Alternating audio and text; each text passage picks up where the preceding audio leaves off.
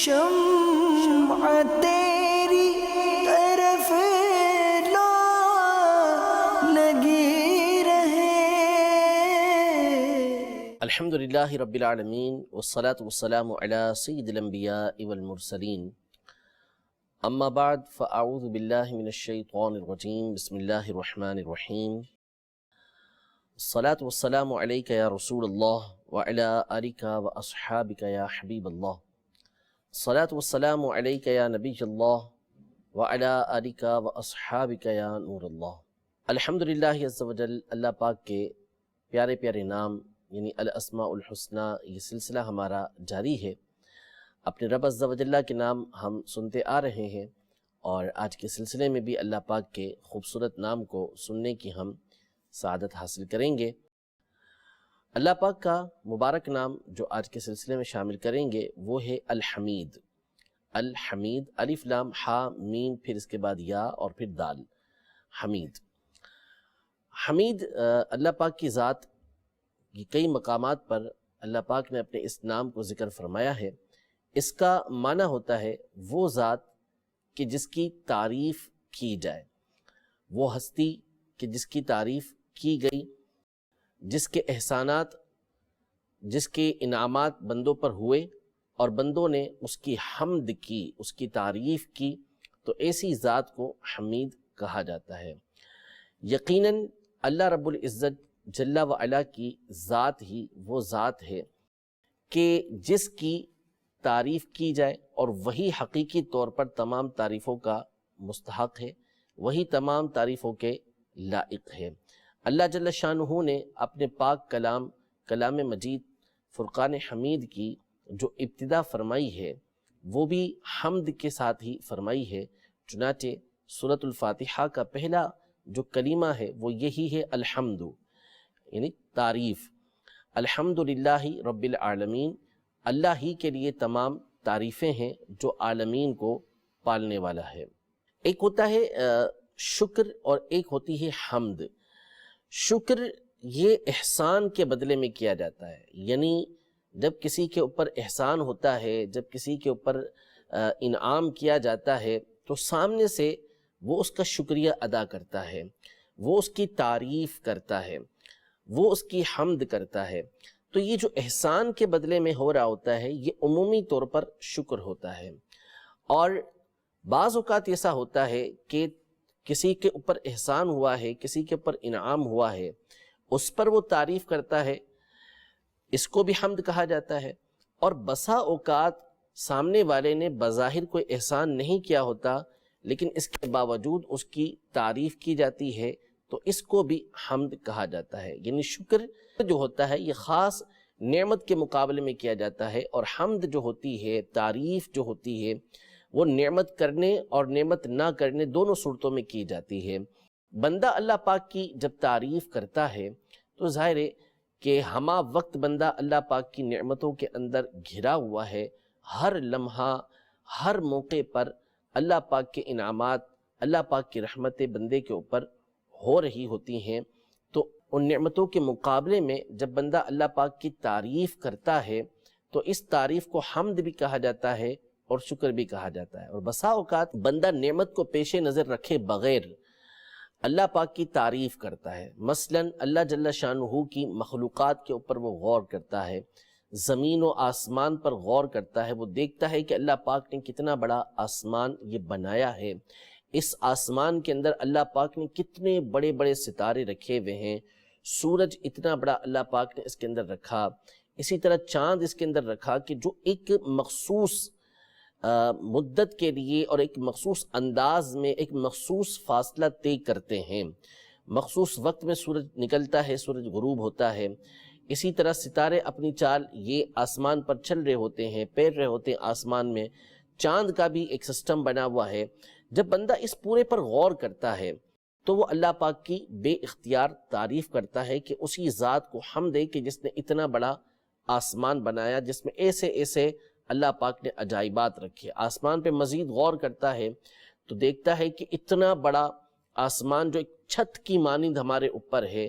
اور بغیر کسی ستونوں کے صدیوں سے یہ قائم ہے، تو وہ اللہ پاک کی قدرت پر بے اختیار اس کی تعریف کرتا ہے کہ اللہ پاک نے کیسا عظیم الشان یہ آسمان بنایا ہے۔ تو یہ جو تعریف ہوتی ہے اس کی زبان سے، اس کو حمد کہا جاتا ہے۔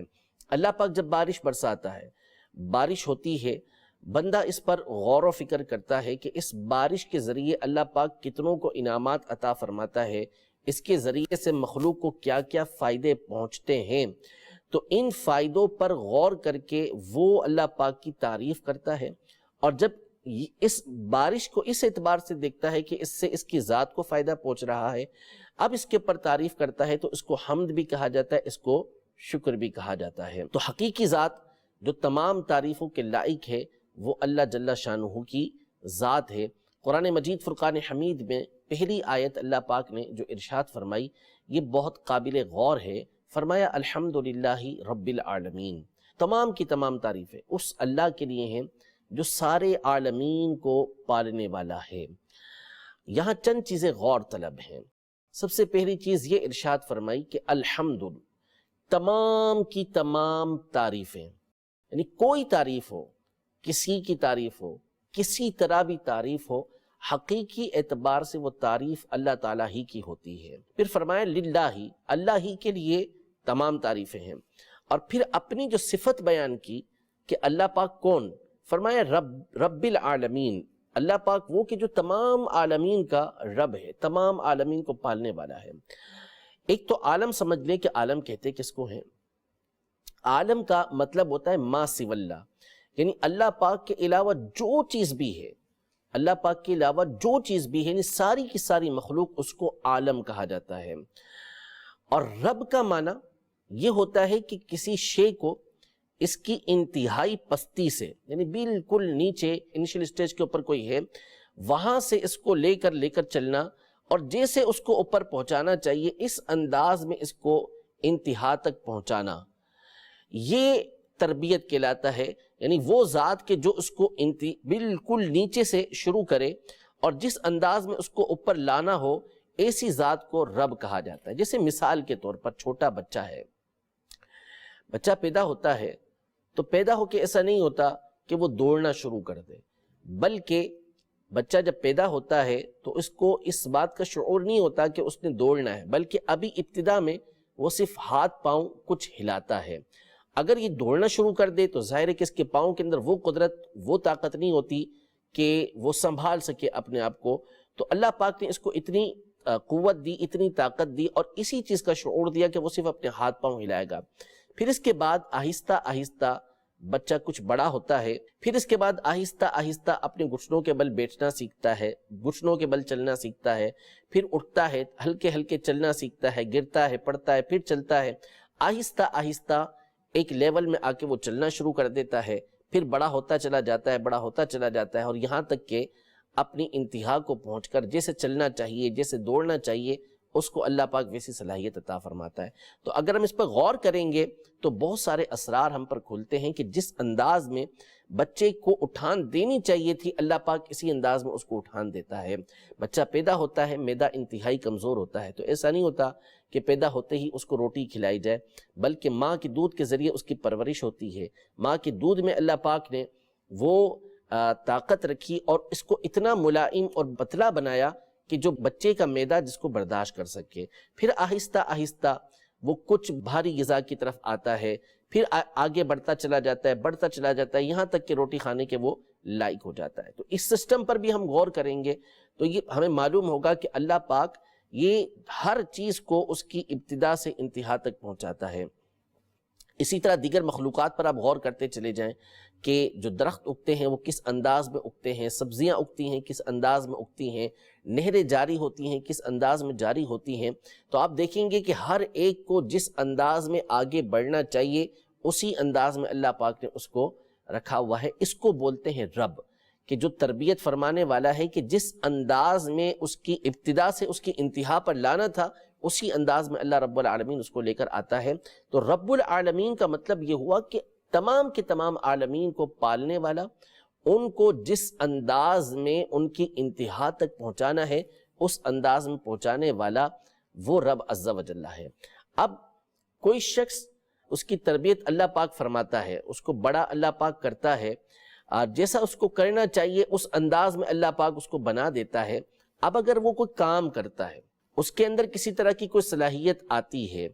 اور اس کو اچھے سے اچھے کام کرنے کی توفیق ملتی ہے، تو یقیناً یہ تمام کی تمام چیزیں اللہ پاک نے اس کو عطا کی ہیں۔ اگر ایسا حافظہ، ایسی ذہانت، ایسا مضبوط جسم اللہ پاک اس کو نہ دیتا کہ جس کے ذریعے وہ یہ اعلیٰ درجے کے کام کر سکے، تو یقیناً وہ بندہ یہ کام نہیں کر سکتا تھا۔ اس کو تمام کی تمام صلاحیتیں دینے والا، تمام کی تمام خوبیاں دینے والا رب العالمین ہے، اللہ عز و جل ہے۔ لہذا جو بھی وہ اچھا کام کرے گا، اس پر جب تعریف کی جائے گی تو حقیقی طور پر وہ تعریف اللہ رب العالمین کی ہوتی ہے، اللہ پاک کی ہوتی ہے۔ وہ حقیقی طور پہ اس بندے کی، اس شخصیت کی نہیں ہوتی، اس کی صلاحیتوں کی نہیں ہوتی، بلکہ جس ذات نے اس کو یہ صلاحیتیں بخشی ہیں اس کی یہ تعریف ہوتی ہے۔ اس لیے ارشاد فرمایا الحمدللہ رب العالمین، کہ تمام کی تمام تعریفیں یہ اللہ رب العالمین کے لیے ہیں، اس اللہ کے لیے ہیں کہ جو تمام عالمین کو پالنے والا ہے، ان کو ان کے انتہا تک پہنچانے والا ہے۔ اس کو مزید ہم مثالوں سے سمجھ سکتے ہیں کہ کوئی شخص مثال کے طور پر خوبصورت بہترین قسم کی گاڑی بناتا ہے، کار بناتا ہے۔ اب دیکھنے والے اس کو دیکھتے ہیں کار کو اور اس کی تعریفیں کرتے ہیں کہ کتنی بہترین کار بنی ہوئی ہے، کتنی زبردست کی گاڑی ہے۔ تو ظاہر ہے کہ یہ جو تعریف ہو رہی ہے یہ حقیقی طور پہ گاڑی کی نہیں ہو رہی، بلکہ گاڑی بنانے والے کی ہو رہی ہے، کار بنانے والے کی ہو رہی ہے، اس کی صلاحیتوں کی یہ تعریف کی جا رہی ہے۔ تو اس لیے مخلوق میں جب کسی کی تعریف کی جا رہی ہوتی ہے تو اس کی تعریف نہیں ہو رہی ہوتی، بلکہ اس رب العزت کی تعریف ہو رہی ہوتی ہے کہ جس نے اپنی مخلوق کو اس قابل بنایا کہ وہ اس طرح کا اعلیٰ کام یہ کر سکے۔ یہاں سے تھوڑا سا ہمیں مزید غور کرنا چاہیے کہ قرآن پاک کی یہ جو پہلی آیت ہے یہ ہمیں بہت سارے درس دیتی ہے۔ نمبر ایک یہ کہ حقیقی تعریف کے لائق یہ اللہ پاک کی ذات ہے، یعنی وہی ہے کہ جس کی تعریف کی جائے۔ بندے کی جو تعریف ہوتی ہے یہ بندے کی حقیقی تعریف نہیں بلکہ اللہ پاک کی تعریف ہے۔ تو اب اگر ہمارے اندر ایسی صلاحیتیں موجود ہیں کہ جس کی وجہ سے لوگ ہم سے متاثر ہوتے ہیں، لوگ ہم سے محبت رکھتے ہیں، لوگ ہماری طرف رغبت کرتے ہیں، تو ہمیں کبھی بھی ان چیزوں کے اوپر پھولنا نہیں ہے، کبھی بھی اس کے اوپر خود پسند نہیں ہونا، کیونکہ جب بندہ خود پسندی کے اندر مبتلا ہوتا ہے تو یہ چیز اس کو ہلاک کرنے والی ہوتی ہے۔ ایک حدیث پاک میں نبی پاک صلی اللہ علیہ وسلم نے ارشاد فرمایا کہ ثلاث مہلکات، تین طرح کی چیزیں ہیں کہ جو بندے کو ہلاک کر دینے والی ہیں، بندے کی تباہی کا باعث بنتی ہیں۔ پہلی چیز ارشاد فرمائی کہ ہون متبع، ایسی خواہش کہ جس کی پیروی کی جائے، یعنی نفس اس کو بری باتوں کی طرف بلائے، نفس اس کو خرابیوں کی طرف بلائے، نفس اس کو گناہوں کی طرف بلائے اور بندہ اس کے پیچھے چل پڑے۔ جب وہ اس کے پیچھے چل پڑتا ہے تو یہ چیز اس کو ہلاک کرنے والی ہے۔ دوسری چیز ارشاد فرمائے وہ شح مطاع، اسی طرح لالچ کہ جس کی پیروی کی جائے، جس کے پیچھے چلا جائے، یعنی بندہ جب اس کا نفس یا ویسے ہی اس کے اندر لالچ آتی ہے اور وہ اللہ پاک کے بیان کردہ حقوق جو اس کے اوپر مقرر ہیں ان سے رک جاتا ہے، مثلا زکوٰۃ ادا نہیں کرتا، اپنے گھر والوں کا نفقہ ادا نہیں کرتا، صدقہ فطر ادا نہیں کرتا، جو چیزیں اس پر لازم ہیں وہ بھی ادا نہیں کرتا، تو ایسی لالچ اس بندے کو تباہی کی طرف لے جاتی ہے، ہلاکت کی طرف لے جاتی ہے۔ اور تیسری چیز نبی پاک صلی اللہ علیہ وسلم نے یہ ارشاد فرمائی کہ اعجاب المرء بنفسہ، کہ بندہ خود پسند ہو جائے۔ خود پسند کا مطلب یہ ہوتا ہے کہ اس کے اندر جو صلاحیتیں ہیں وہ یہ سمجھے کہ یہ صلاحیتیں میری طرف سے ہیں، اور اس کے اوپر وہ فخر و غرور کرے اور یہ سمجھے کہ یہ جو صلاحیتیں میرے پاس آئی ہیں یہ ہمیشہ رہیں گی، یہ ختم ہونے والی چیز نہیں ہے، تو نتیجہ یہ نکلتا ہے کہ ایسا بندہ تباہ و برباد ہو جاتا ہے۔ حقیقت یہ ہے کہ بندہ ہر نعمت جو اس کو ملی ہے اس حوالے سے ڈرتا رہے کہ کہیں ایسا نہ ہو کہ اس سے یہ نعمت زائل ہو جائے، کہیں ایسا نہ ہو کہ اس سے یہ نعمت چھین لی جائے، یہ نعمت اس سے واپسی لے لی جائے، اور ساتھ ہی ساتھ یہ تصور رکھیے کہ یہ نعمت مجھے اللہ پاک کی طرف سے ملی ہے۔ قرآن مجید فرقان حمید کی ایک آیت کو مزید ملاحظہ کریں، اس کے بعد میں آپ کے سامنے بڑی خوبصورت ایک بات سیدنا داود علیہ نبینا و علیہ الصلوۃ والسلام اور دیگر انبیاء کرام علیہ السلام کی بیان کرتا ہوں۔ قرآن پاک میں اللہ جل شانہ سورہ رحمان کے اندر فرماتا ہے ہل جزاء الاحسان الا الاحسان، احسان کا بدلہ یہ احسان ہے۔ یہ جو پہلا احسان ذکر کیا کہ احسان کا بدلہ، اس احسان سے مراد نیکی ہے، بھلائی ہے، اچھے کام کرنا ہے، اور دوسرا احسان اس سے مراد جنت ہے، اللہ پاک کی طرف سے انعام ہے۔ یعنی یہ ارشاد فرمایا کہ حل جزاء الاحسان، کہ احسان کی جزا کیا ہے، یعنی نیکی کی جزا کیا ہے، بدلہ کیا ہے، اور بھلائی کا بدلہ کیا ہے۔ فرمایا بھلائی کا بدلہ، یہ بھلائی یعنی جنت ہے۔ یعنی بندہ جب نیکیاں کرے گا، بندہ جب اچھائیاں کرے گا تو اللہ پاک بدلے میں اس کو جنت عطا فرمائے گا۔ یہ سورۃ الرحمن کے تیسرے رکوع سے شروع ہوتی ہے گفتگو کہ فرمایا وَلِمَنْ خَافَ مَقَامَ رَبِّهِ جَنَّتَانِ، کہ جو اپنے رب کے سامنے کھڑے ہونے سے ڈرتا ہے تو اللہ پاک اس کو 2 جنتیں عطا فرماتا ہے۔ اب پھر وہ 2 جنتیں کیسی ہیں؟ فرمایا اس کے اندر یہ نعمتیں موجود ہیں۔ پھر فرمایا کہ حل جزاء الاحسان الا الاحسان، کہ احسان کا بدلہ یعنی نیکی کا بدلہ نیکی، یعنی یہ جنتیں ہیں جو اللہ پاک نے ایسے بندے کے لیے تیار کر رکھی ہیں۔ لیکن بعض مفسرین نے، بعض علماء نے یہاں بڑی خوبصورت گفتگو فرمائی، کہا کہ حل جزاء الاحسان، اس میں جو پہلا احسان ہے یہ بھی اللہ جل شانہ کی طرف سے ہے، اللہ پاک کی طرف سے ہے، اور جو دوسرا احسان ہے وہ بھی اللہ پاک کی طرف سے ہے۔ اس طرح کہ بندہ جو نیکیاں کرتا ہے، اس نیکی کی طاقت اور اس نیکی کی قدرت اس کو اللہ پاک ہی عطا فرماتا ہے۔ یعنی اللہ پاک نے اس کو زندگی دی، اللہ پاک نے اس کو ایک مضبوط بدن دیا، اس کو طاقت دی، اس کو قدرت دی، پھر اس کے بعد اس کو اپنی عبادت کی توفیق دی کہ وہ اس کی اللہ پاک کی عبادت کرے۔ پھر اس کے بعد اللہ پاک نے اپنی رحمت سے اس پر انعام کرتے ہوئے، احسان کرتے ہوئے اس کی ٹوٹی پھوٹی عبادتوں کو قبول کیا، اور پھر اس کے بعد اللہ پاک مزید احسان فرماتے ہوئے کہ ابھی اس کی پچھلی نعمتوں کا شکر ادا ہوا نہیں ہے، اللہ پاک مزید نعمت جنت کی صورت میں اس کو عطا فرماتا ہے۔ یعنی اللہ پاک ہی کی طرف سے پہلا احسان کہ اس نے تمام نعمتیں عطا کی اور عبادت کی توفیق دی، اس کو قبول کیا، اور پھر دوسرا احسان بھی یہ اللہ پاک ہی کی طرف سے کہ اس نے جنت عطا کی۔ تو حقیقی طور پہ بندہ جو نیکی کرتا ہے، جو بھلائی کرتا ہے، جو اچھائی کرتا ہے، وہ اس کی اپنی نہیں ہوتی بلکہ اللہ پاک اس کو توفیق عطا فرماتا ہے، اللہ پاک اس کو قدرت عطا فرماتا ہے جس کے ذریعے سے وہ یہ کام کرتا ہے۔ اور پھر اللہ پاک اگرچہ کہ اس کی شان کے لائق کوئی بندہ عبادت نہیں کر سکتا، لیکن اللہ پاک اس کی عبادت کو قبول فرما کے اس کو جنت کی نعمت عطا فرماتا ہے۔ حضرت سیدنا داود علی نبینا و علیہ الصلاۃ والسلام، انہوں نے اللہ پاک کی بارگاہ میں عرض کی کہ یا اللہ عز و جل، میں تیرا شکر کیسے ادا کر سکتا ہوں؟ اس لیے کہ جب مجھے نعمت ملتی ہے، جب تیری طرف سے رحمتیں ہوتی ہیں، تو میں جو شکر ادا کرتا ہوں، اس شکر کی توفیق بھی تو ہی عطا فرماتا ہے۔ یعنی یہ شکر جو میں کر رہا ہوں، شکر کی جو نعمت مجھے ملی ہے، یہ بھی تو تیری طرف سے ملی ہے، تو حقیقی طور پر تو شکر ادا نہ ہوا۔ شکر کر بھی رہا ہوں تو تیری توفیق سے کر رہا ہوں، تو تیری پچھلی نعمتوں کا شکر کیسے ادا ہوگا کہ تو نے مجھے شکر کی توفیق عطا فرما دی ہے؟ تو اللہ پاک نے حضرت داود علیہ السلام سے ارشاد فرمایا کہ جب تو نے یہ سمجھ لیا، یہ تصور کر لیا کہ ہر نعمت یہ میری طرف سے ہے، یعنی نیکی کرنے کی نعمت بھی اور شکر ادا کرنے کی نعمت بھی یہ میری ہی طرف سے ہے، تو تو نے شکر ادا کر دیا، تو نے شکر ادا کر دیا۔ یعنی جب یہ تصور جما لیا، یہ سمجھ لیا کہ ساری کی ساری نعمتیں یہ اللہ جل شانہ کی طرف سے ہیں، اسی کی تعریف کرنی چاہیے، اسی کی حمد کرنی چاہیے، تو بندے نے اللہ پاک کا شکر ادا یہ کر دیا۔ تو یہ قانون اور یہ اصول، یہ ضابطہ ہمیں حاصل ہوا کہ ہم اپنی ذات کے اوپر، اپنے نفس کے اوپر پھولے نہ، بلکہ جو نعمت ہمیں مل رہی ہے، پہلی نعمت بھی اللہ پاک کی طرف سے مل رہی ہے اور دوسری نعمت بھی اللہ پاک کی طرف سے مل رہی ہے۔ نبی پاک صلی اللہ تعالی علیہ وآلہ وسلم اللہ پاک کے سب سے بڑھ کر شکر گزار بندے تھے، اور سب سے بڑھ کر اپنی امت کو آپ نے شکر گزاری کی، اللہ پاک کا شکر ادا کرنے کی، اس کی تعریفیں کرنے کی آپ نے ترغیب دلائی ہے۔ اللہ پاک کی جو حمد و ثنا ہے وہ بھی نبی پاک صلی اللہ علیہ وسلم سے بڑھ کر مخلوق پہ کوئی بھی اللہ پاک کی کرنے والا نہیں۔ بالخصوص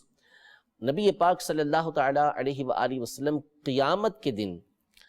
عرش کے سائے میں جب سجدہ کریں گے، اللہ کی بارگاہ کے اندر سجدہ ریز ہوں گے، تو نبی پاک صلی اللہ علیہ وسلم خود ارشاد فرماتے ہیں کہ اس وقت میں اللہ پاک کی وہ حمد کروں گا، وہ تعریف کروں گا کہ جو نہ مجھ سے پہلے کسی نے کی نہ میرے بعد کسی نے کی۔ یعنی ایسی حمد اللہ پاک کی میں بیان کروں گا جو خود اللہ پاک نبی پاک صلی اللہ علیہ وسلم کے دل کے اندر الہام فرمائے گا، دل کے اندر داخل فرمائے گا، اور نبی پاک صلی اللہ علیہ وسلم اللہ پاک کی وہاں پر وہ تعریف بیان کریں گے کہ دوسرا نہ پہلے کسی نے کی ہے نہ بعد میں کوئی کر سکے گا۔ نبی پاک صلی اللہ تعالی علیہ وآلہ وسلم کی سیرت طیبہ پر ہم غور کرتے چلے جائیں، آپ کے اقوال پر غور کرتے چلے جائیں، تو ساری زندگی اللہ پاک کی شکر گزاری کے اندر ہمیں ملتی ہے۔ نبی پاک صلی اللہ تعالی علیہ وآلہ وسلم سیدنا جبریل امین علیہ السلام ان کا ایک وصف بیان کرتے ہیں، ان کا ایک عمل بیان کرتے ہیں جو ہمارے لیے سبق آموز ہے کہ ہم ہر نعمت کو اللہ پاک کی طرف سے سمجھیں، اور یہ نہ سمجھیں کہ جو نعمتیں ہمارے اوپر ہو رہی ہیں یہ ہمارے دم سے ہیں اور یہ ہمیشہ ہمارے پاس ہماری وجہ سے رہیں گے، نہیں، بلکہ بندہ ہمیشہ یہ سمجھے کہ یہ اللہ پاک کی طرف سے ہے اور ان کے جانے کا خوف رکھے۔ اگر خوف رکھے گا تو اللہ پاک کی رحمت سے امید ہے کہ اس کی یہ نعمتیں اس کے پاس برقرار رہیں گی۔ جبریل امین علیہ السلام جو اللہ پاک کے معصوم فرشتے ہیں، اللہ پاک کے برگزیدہ بندے ہیں اور فرشتوں کے سردار ہیں، نبی پاک صلی اللہ علیہ وسلم ارشاد فرماتے ہیں کہ میں جب دیکھتا ہوں ملتزم سے جبریل امین کو لپٹے ہوئے دیکھتا ہوں، ملتزم یعنی کعبۃ اللہ المشرفہ کا جو دروازہ ہے وہ اور حجر اسود کے درمیان کی جگہ، یہاں دعائیں قبول ہوتی ہیں، جبریل امین کو دیکھتا ہوں کہ اس مقام پر یہ چمٹے ہوئے ہیں اور اللہ پاک کی بارگاہ کے اندر یہ دعا کر رہے ہیں کہ یا واجدو یا ماجدو لا تزل عنی نعمتا انعمتها علیہ، کہ اے واجد و ماجد یعنی اے رب عز و جل کہ جو ہمیں وجود دینے والا ہے، ہمیں بزرگی دینے والا ہے، بڑائی دینے والا ہے، جو نعمتیں تو نے مجھ پر کی ہیں وہ مجھ سے زائل نہ کر، مجھے زوال نعمت سے بچا، یعنی نعمتیں میرے پاس ہمیشہ رہیں، نعمتیں دور نہ ہوں، یعنی جو تو نے عطا کیا ہے تیری ہی بارگاہ کے اندر گزارش ہے کہ تو ہی ان نعمتوں کو باقی رکھ۔ تو یہ جبریل امین علیہ السلام کی طرف سے ہمیں تعلیم ہے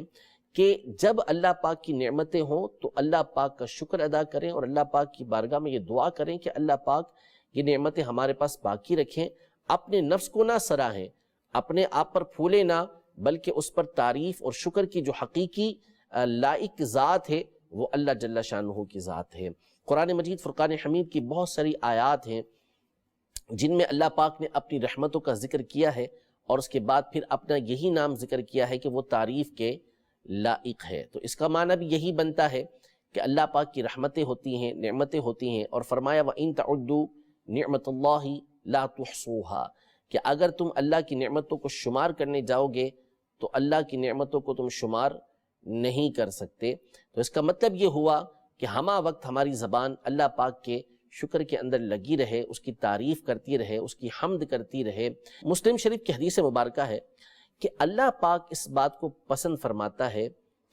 کہ بندہ ایک لقمہ کھائے اور اس پر اللہ پاک کی تعریف کرے، حمد کرے، اور ایک گھونٹ پیے اور اس پر اللہ پاک کی تعریف کرے، یعنی ایک ایک لقمے پر اللہ پاک کی حمد کرنا، ایک ایک گھونٹ پر اللہ پاک کی حمد کرنا، یہ اللہ پاک کو پسند ہے، کیونکہ حقیقی طور پر جو حمید ذات ہے جس کی تعریف کی جانی چاہیے وہ اللہ پاک ہی کی ذات ہے۔ تو لمحہ بلمحہ ہم پر جو نعمتیں ہو رہی ہیں، ہونا تو یہ چاہیے کہ ہر لمحے ہماری زبان پر اللہ پاک کی حمد ہو، دل کے اندر اللہ پاک کی نعمتوں کا شکر ہونا چاہیے، لیکن کم از کم یہ ہو کہ وقتاً فوقتاً اللہ پاک کی نعمتوں کو یاد کر کے اللہ پاک کی تعریف کرتے رہیں، الحمدللہ رب العالمین ہی کہتے رہیں، تو یہ اللہ پاک کی بارگاہ میں ہمارے لیے درجات کی بلندی کا سبب بھی بنے گا اور ہماری نعمتیں بھی انشاءاللہ ہمارے پاس رہیں گی۔ رب العزت جل وعلا ہمیں اپنے اس مبارک نام کا صدقہ عطا فرمائے اور ہم سب کو خوب اپنی حمد و ثنا کرتے رہنے کی توفیق عطا فرمائے، آمین بجاہ النبی الامین صلی اللہ تعالی علیہ وآلہ وسلم۔ شمع تیری طرف لا لگی